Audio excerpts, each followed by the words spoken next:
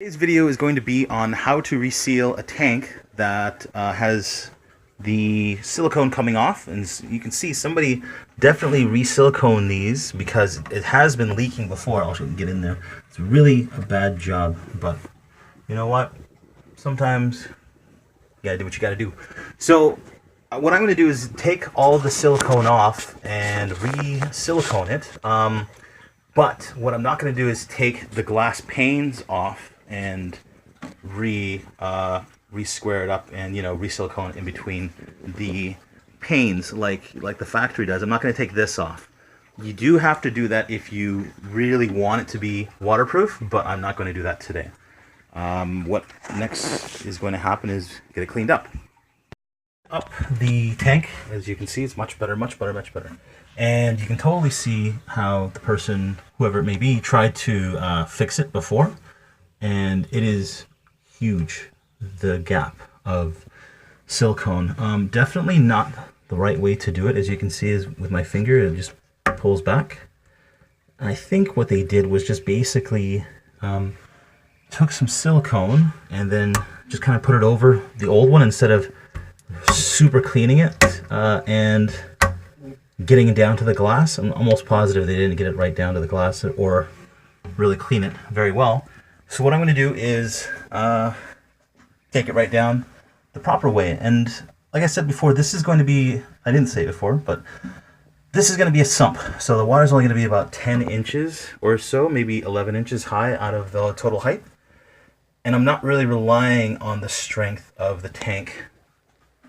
So I don't mind resealing this one, but I would not suggest doing this with like a show tank that you're going to have inside your living room on a hardwood floor or anywhere nice. This is definitely something that you want to do that might be used for breeding fish or quarantine tank or anything else that you really don't care if the water is going to get on the floor. If it gets a leak, who cares? You're going to spend $10 on resealing this, and hopefully it lasts you another 5 years, 6 years, and you get to use this tank again. But if it does leak, you don't care about it. But again, if you decide to do this on a show tank and you put it in your living room and it leaks, then that's your fault. The one real tool that you need for this job is a bottle opener and an extra hand. So Steam Whistle, if you want to sponsor me with doing some stuff in aquariums, give me a shout. They were very nice to actually replace a 6-pack that I had that was flat. Give me a 12-pack of beer for free, and it was very nice of them. Thank you. But this is my kids' craft area, so they got a bunch of craft stuff down here, and I just kind of pushed them out of the way because I'm losing more space as they get older, as you probably know if you have kids. But I wanted to show what I do to take this off. I actually took this whole side off and then realized I should go slower, that I didn't show how I did that. So what I'm going to do is actually get the knife that I use, which is a adjustable knife or a breakaway knife, and take the blade out maybe about 2 inches or so it can flex a little bit. You don't want to flex it too much or else it'll break in your hand and not feel very nice. But what you want to do is actually put it into where the silicone is and then kind of push in so it gets back underneath. I found this knife is probably the best to do that. As you can see, it's kind of getting back and just kind of keep going back and forth until you hear that grinding noise, which is the blade hitting the glass underneath. Then what you want to do is go the other way on the other side. Oops, there it goes. It just broke. 2-second break to change the blade. As you can see, there's a new blade. But you know what I just noticed is I bought these at the dollar store. These were literally, I think, $1.25 or $1.50 for 10 of these blades, compared to the original blades from Lowe's, which are like $9, and these are much more flexible. So we'll see how these work. It seems like it's working pretty good.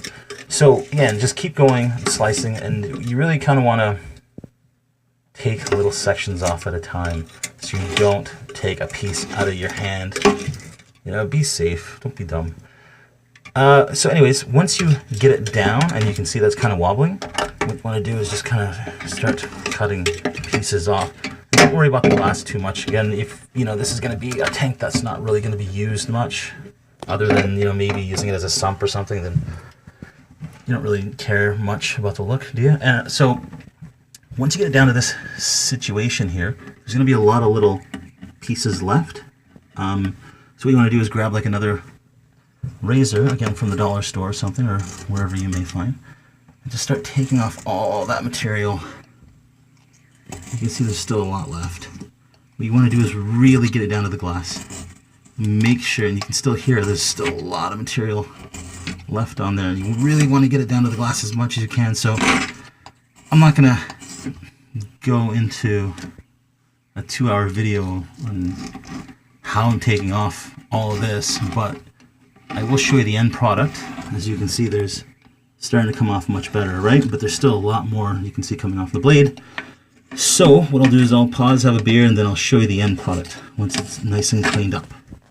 Through this tank and cleaning it up like I have been doing. What I've been doing is actually getting, you know, another blade. Got one of these and also got one of these from the dollar store. Don't mind them from the dollar store. I mean, seriously, like, you can get one of these at one of your stores for like $5, or, you know, dollar stores a couple bucks. And again, you're only using it once or twice.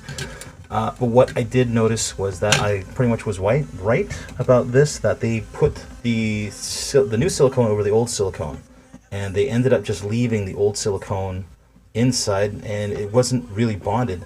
You can definitely see how much it's flexing, and actually, let me get down closer, and you can see that the bond is completely gone between the panes of glass. So what I have to do now is completely take out the silicone in between to make sure that it does bond properly. As you can see, that's pretty clean. That'll do a good job once I clean it up with some alcohol or maybe some other type of cleaner. It should bond pretty well. But again, if you are doing this, make sure to get all of the old silicone off, because I have never seen old silicone bond to new silicone. It's always pretty much a mess. So just make sure that you know, you can see that there's a film right here, all this gray film. That's actually silicone. So what you have to do is physically go in there, scrape it all out, and if you don't get it out, then take some alcohol to it, and the alcohol should definitely help clean it up quite a bit. But this is a pretty thick silicone job, and this seems like it was also done as well, but not 100% sure. But again, it's still coming off very easily. It's coming off with my finger, so either way, it wasn't a great job, even if it was the factory, which I highly doubt. Yeah, I think this was done by whoever had it before. So anyways, I'm gonna keep going, and I gotta be a little bit quiet because my kids are asleep, but we had a change of plans. The actual pane from the bottom came out. It wasn't really sealed in there at all once I got the other silicone off. The other silicone came off really easy, really fast, and like I was showing you with this edge here, that's where the other silicone was popping off, and it came out. Look at this. This comes right off. That's no good. That would not stay if I re-silicone the whole thing. So technically, this is actually a good thing. Look at that. That's no good at all. So I'm gonna have to re-silicone the whole thing, which isn't a bad thing, but it's more work.